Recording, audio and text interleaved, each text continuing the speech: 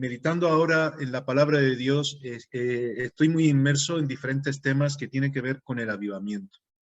Estoy cerrando más o menos el contenido de un libro que espero que se pueda publicar ya próximamente, en mayo, junio, que es la historia del cristianismo a través de los avivamientos. Y parto de la realidad de que si Dios existe, Dios ha dejado huella en la historia. Muchas veces los historiadores simplemente creemos que tenemos que dejar una forma pues, de constatar la historia de manera que solamente veamos al hombre. Pero ¿dónde está Dios? Y Dios es real. Entonces ese es el propósito. Para muchos quizás no sea muy científico, pero lo es porque Dios es real. Y os digo esto porque en esta última parte de este libro, cómo Dios ha obrado en los últimos tiempos y cómo en esa forma de obrar, en esa serie de avivamientos que han habido a lo largo de la historia, está todo muy, muy hilvanado, muy concatenado hasta llegar a nuestros días y ver la marcha de la Iglesia. Y en este tiempo, que es el último tiempo, que es un tiempo especial, pues vamos de hecho, vamos a tener próximamente también, porque Juan Carlos, la verdad es que está colaborando bastante para que podamos tener recursos y demás, y él está haciendo también las grabaciones de lo que tiene que ver con estos temas de la historia de la Iglesia a través de los avivamientos, y lo está haciendo por temas. Cada mes hay un tema que estamos grabando y este también será el último porque es un resumen de los diferentes capítulos de este libro que dentro de poco se va a publicar. Y este último tema tiene que ver con el último tiempo, evidentemente. Y pensando en todo esto, y pensando en lo que iba a compartir con vosotros, y pensando en Semana Santa, y pensando en la entrada triunfal de Jesús en nuestras vidas, y pensando en la resurrección, y pensando en todo eso, hay un tema que surgió en mí, ¿no? Y es la resurrección y una mujer pecadora. ¿Por qué? Pues porque en estos tiempos últimos, donde hablamos, el otro día mencionaba, si mal no recuerdo, creo que era Alfonso, mencionaba que las nuevas generaciones ya no están tan confiadas en admitir, tan predispuestas a admitir los grandes relatos, como que Jesús ha resucitado, como que Jesús ha entregado su vida por todo el mundo, sino que parece que todo eso se ha roto. Y vamos a ver un poco esos temas al hilo de lo que os estaba comentando de este libro, de este último capítulo, que es la realidad de nuestra propia cultura, donde se habla de la posmodernidad, donde la gente ya lo que se cree es lo que tiene que ver con el día a día, con lo cotidiano. Pero es que además la posmodernidad ya se ha quedado atrás y se ha estudiado desde otra perspectiva que ha dado a luz otra cosa que se llama metamodernidad. Y eso ha dado a luz a lo que ahora mismo se supone que es el tiempo en el que estamos, que es la ultramodernidad. Todo eso lo hablaremos en cómo se han ido dando los acontecimientos, por qué esto es así, por qué esto nos ha llevado a una ética diferente de ver las cosas y por qué muchas veces cuando hablamos de Cristo en términos generales y grandiosos, muchas veces la gente se queda así, pero todo esto lo he escuchado yo y he visto tantas cosas que me han decepcionado. ¿Cómo afecta eso a mi vida de una manera personal? Y el Evangelio es personal. Y detrás de un gran relato como es la resurrección, hay muchos microrelatos, muchas pequeñas historias, a veces no muy conocidas. Detrás de la resurrección hay una mujer pecadora. Y me gustaría que leyéramos esta parte, pensando en este contexto del tiempo que vivimos, de todo esto que hoy se da un nombre especial y que luego de paso voy a mencionar para que podamos de alguna manera contextualizar con nuestro tiempo y la oportunidad de proclamar a Jesús como resucitado en estos días. Me gustaría que fuéramos al Evangelio de Lucas. En Lucas, en el capítulo 24, Lucas 24, podríamos leer los versículos 1 al 12. Y yo voy a pedir a algunas de las mujeres que están presentes que lean este texto si lo tienen a mano.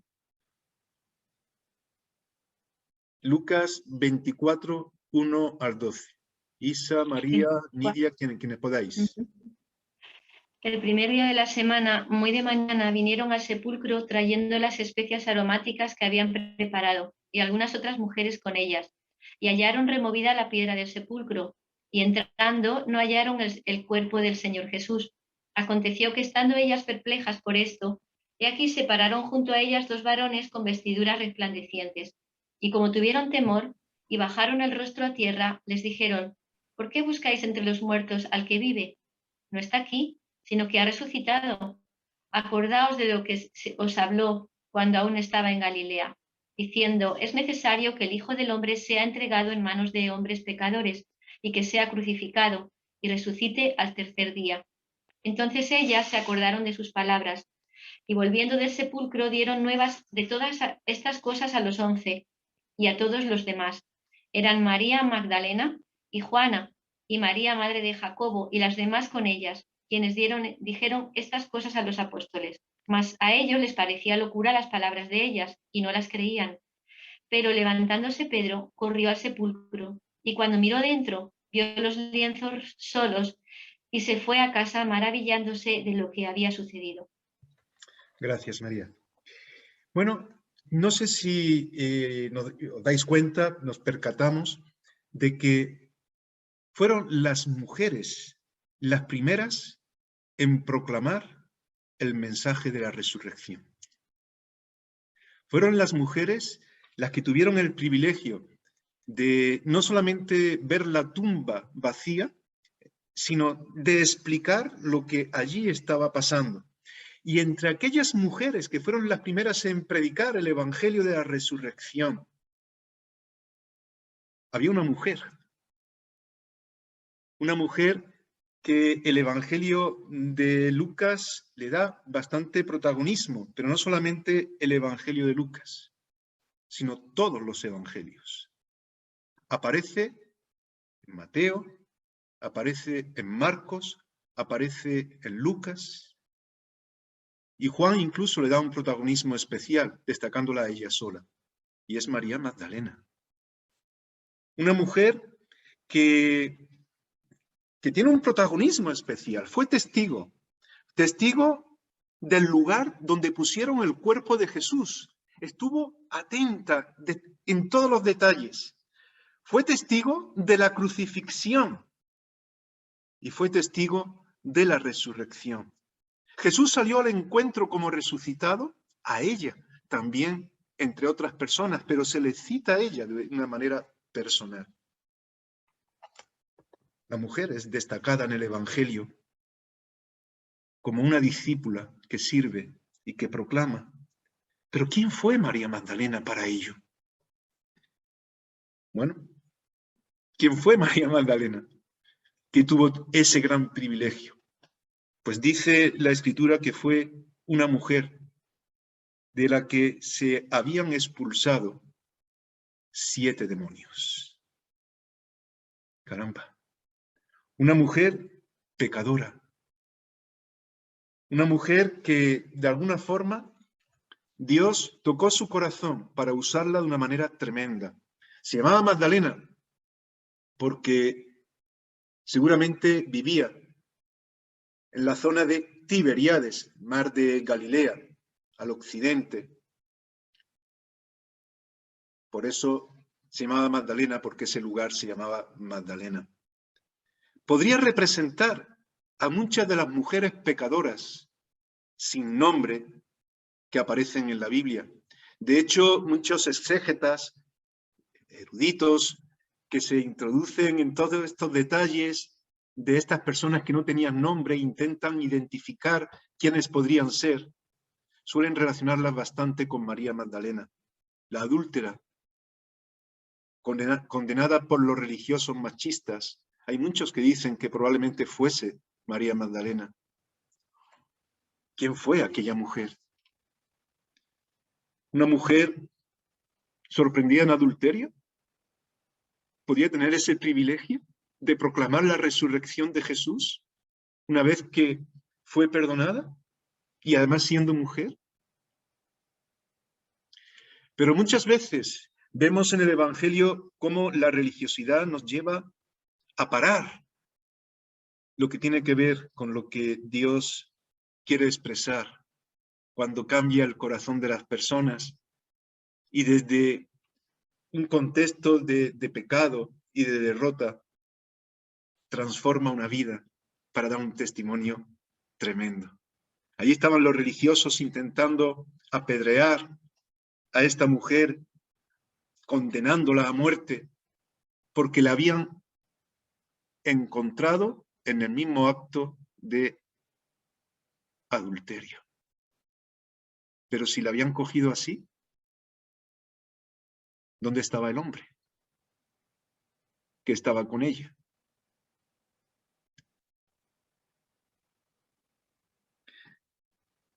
Sin embargo, Jesús le dijo, ¿ves a alguien que te condene ahora, después de que todos soltaran la piedra? No voy a comentar todos los detalles. Si alguno está sin pecado, que tire la primera piedra. Yo tampoco te condeno, pero vete y no peques más. Una actitud, una transformación tiene que haber en tu vida.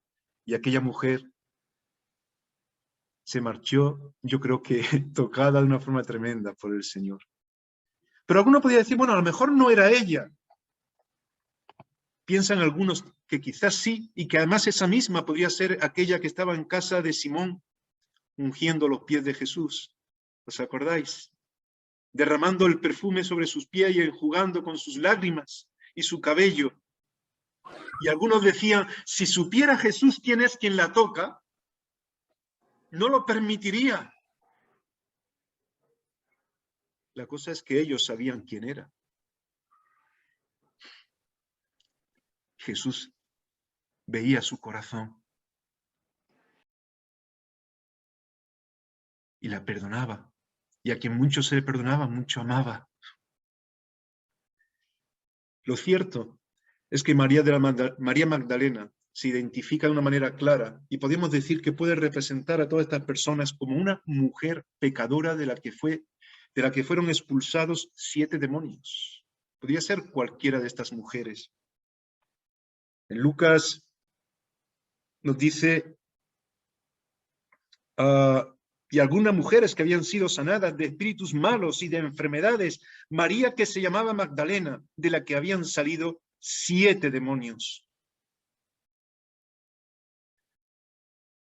Personas que Dios toca y rescata para ponerlas a su servicio, estaban detrás también de la resurrección, testigos de lo que había ocurrido, de lo que Dios había realizado. Y precisamente esta mujer es protagonista en ese hecho que incluso el Evangelio de Juan la pone bastante, digamos, en solitario, aunque estuvieran las otras mujeres allí, pero Juan la destaca y dice, fue entonces María Magdalena para dar a los discípulos las nuevas de que había visto al Señor y que él había dicho estas cosas. En Juan 20, 18. Y ahí el mensaje que da María Magdalena es tremendo, porque no solamente tenía que contar que la tumba estaba vacía, que Jesús había resucitado, sino el encuentro que había habido con él, cuando está diciendo María, no me toques, todavía no he llegado al Padre, todavía, y todo eso que es un mensaje profundo y tremendo, se lo da a una mujer para que lo comente, para que lo comparta con los discípulos. El gran relato de la resurrección está lleno de pequeños relatos de la liberación que hay en Cristo, de muchas personas como esta que Dios hoy está usando.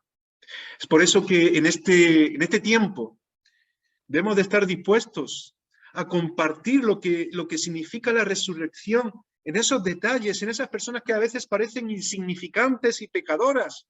Pero es que fijaros, es que démonos cuenta, es que Jesús vino a estar con los pecadores para sanarlos, para transformarlos, para cambiar nuestras vidas. Lo criticaban por eso, por andar con ellos. Vivimos en un mundo complicado, ¿qué os voy a decir? Sabemos que la gente, y ese es el contexto de la ultramodernidad de la que se habla hoy, es desconfiada, está decepcionada. No cree lo que muchas veces les decimos porque piensan que hay mucha hipocresía. No quieren tantas promesas, sino más acción y más inmediatez.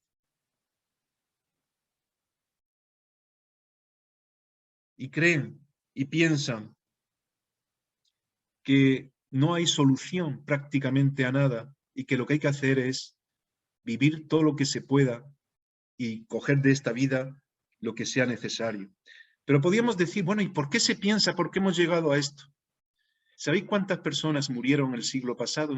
Estaba mirando un poco, precisamente documentándome para el tema este del libro que os decía. En el siglo XX, con las diferentes guerras, especialmente la Gran Guerra, la Primera Guerra Mundial y la Segunda, y luego otras que se han ido dando a lo largo de toda la historia del siglo XX, 110 millones de personas han muerto en situaciones bélicas. Después de todo el tema de la Guerra Fría y todo el daño que hizo todo esto, se han ido dando guerras civiles como la de España en muchos lugares, muriendo personas también por estos motivos. Vemos cómo se han dado atentados de todo tipo, incluso en nuestro propio país, y podemos hablar de los atentados yihadistas. El 11S en Nueva York, en Estados Unidos, el 11N en Madrid, el 14N en París. Guerras actuales. Siguen todavía los países en guerra. ¿Qué os voy a contar? ¿Qué podríamos decir de Ucrania? Amenaza incluso de una tercera guerra mundial. Afganistán, Siria, Yemen, Etiopía, Israel, Palestina siguen en guerra, en situaciones bélicas muy importantes. Pero lo peor de todo ello, o no lo peor, sino lo que muchas veces se acerca más a nosotros, es la batalla que hay en los propios hogares.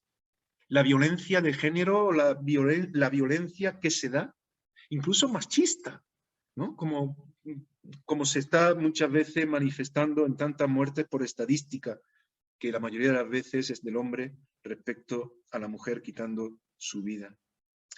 Las familias se rompen con cierta facilidad y a veces todo ello nos desgarra y nos duele y nos daña y a veces nos afecta en primera persona.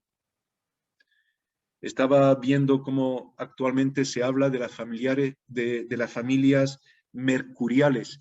¿Sabéis que se dice que la mujer viene de Venus y el hombre de Marte, como una ilustración para ver las características de cada uno? Y ahora se habla de las familias mercuriales, es decir, aquellas que surgen de la descomposición, de temas de divorcios, de temas que tienen que ver también con situaciones de género, de sexo, de homosexualidad. Trabajando con personas que han sido afectadas en su contexto familiar, por inmigración también, tantas personas que han salido de diferentes países para buscar un trabajo y escapar y poder sostener a la familia porque andaban incluso en peligro. Han tenido que dejar hijos atrás y de hecho no hace mucho hablaba con mi hijo que con unos 20 años me decía he venido a España a conocer a mis padres. Tremendo, ¿no? Tremendo. La familia que algunos llaman mercuriales, es decir, que no se conocen entre ellos.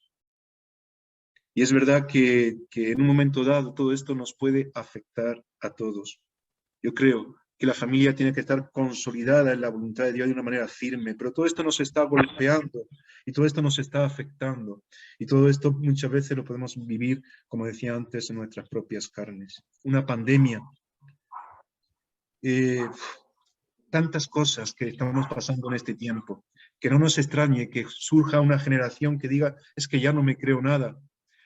La hipocresía muchas veces, incluso de instituciones religiosas, a veces llamándose cristianas, y a veces incluso podríamos decir evangélicas, no teniendo el mensaje y la proyección adecuada en medio de todo esto, estando con una disposición de condenar a todos, y no tanto a estar dispuestos a compartir el evangelio de liberación que experimentó aquella mujer pecadora, con un montón de demonios, pero que Jesús le dio el privilegio de estar al lado de la cruz, de estar con ella, de ser restaurada, de estar en la resurrección y ser portadora del mensaje más poderoso, que es el de que Cristo ha resucitado. Hoy la Iglesia, y me gustaría que pudiéramos orar por todo ello, tiene que ser portadora de estas buenas nuevas, pero que se expresan también de una forma personal. En la necesidad que tenemos en casa, de manera cotidiana. Un teólogo suizo, Karl Barth, bastante conocido, él decía que teníamos que proclamar y hacer ver que la meta de la humanidad no es la muerte, que es lo que muchas veces la gente piensa, todo se cae, todo está hecho añicos, así que bueno, vamos a coger lo que podamos y ya está, pero la meta de la humanidad no es la muerte, es la resurrección, es vida en Cristo, y tenemos que proclamarlo en tanto en cuanto las personas tienen necesidad y la iglesia se implica en esa microhistoria, porque muchas veces predicamos una macrohistoria tremenda, pero las personas que tenemos al lado con necesidades concretas a veces son condenadas por nosotros mismos y discriminadas. Si supieras quién es esta mujer que te toca, decían los religiosos. Tremendo, claro que lo sé. Por eso dejo que me toque y la perdono y la amo y la transformo, porque soy el Mesías, soy el Salvador. La resurrección es la victoria de Jesús sobre el pecado y la muerte para dar vida en los problemas cotidianos. La resurrección implica oportunidad para ser libres en tantos temas que día a día, que al final lo que importa, el día a día, el vivir día a día comprando el pan, yendo a la tienda, planteando los temas familiares, el trabajo, esa es mi vida, es la vida de las personas. Y es ahí donde tenemos que proclamar que Jesús bendice, Jesús ayuda, Jesús libera y la resurrección se manifiesta en esa oportunidad de tener una vida que es para siempre, donde la muerte no va a ser la consecuencia de aquel que cree en Jesús, sino que tenemos vida eterna. La iglesia tiene que despertar. Y yo creo que es un tiempo privilegiado para proclamar este mensaje. Es un tiempo de despertar para la iglesia, de avivamiento, de llevar esta historia, que es la historia real, transformadora del Evangelio, a las vidas de las personas. Este es nuestro tiempo y tenemos que despertar, hermanos. Las iglesias tienen que estar dispuestas a estar, por un lado, comprometidas de forma valiente, como María Magdalena, delante de la cruz, sin ningún temor. Al lado, cuando lo iban a enterrar a Jesús, cuando lo llevaban a la tumba, a ver dónde lo ponían, controlando, estando cerca, arriesgando su vida, poniendo de sus medios para comprar las especias, porque también se cita a María Magdalena como aquella que compró las especias para ungir el cuerpo de Jesús cuando estaba en la tumba. Una iglesia generosa, que no nos importe solamente lo que nosotros hagamos, sino lo que tiene que ver con el reino de Dios marchando, porque ese es el triunfo, esa es la entrada triunfal de Jesús. Darnos la oportunidad de vivir unidos para servirle y poder crecer en ese aspecto como reino de Dios. Así que, hermanos, vamos a tener un tiempo de oración pensando en todo esto. La iglesia tiene que estar unida, eso es parte también del avivamiento. Unidos en la diversidad, sabiendo que no somos los únicos ni el ombligo del mundo, sino que somos personas rescatadas por el Señor para ser instrumentos para anunciar el mensaje de esa resurrección que transforma las vidas, a veces más insignificantes para algunos, pero para Jesús preciosas. El domingo tendremos esa oportunidad para proclamar juntos, pero es necesario que lo hagamos día a día y que en la fraternidad como pastores, en la fraternidad como iglesia, seamos capaces de ser lo suficientemente generosos para acercarnos unos a otros y saber que juntos, a pesar de nuestras diferencias en cuestiones de otros tipos quizás, juntos en Cristo somos una familia que ha de proclamar ese mensaje, que sea creíble porque nuestras vidas están invertidas en ello.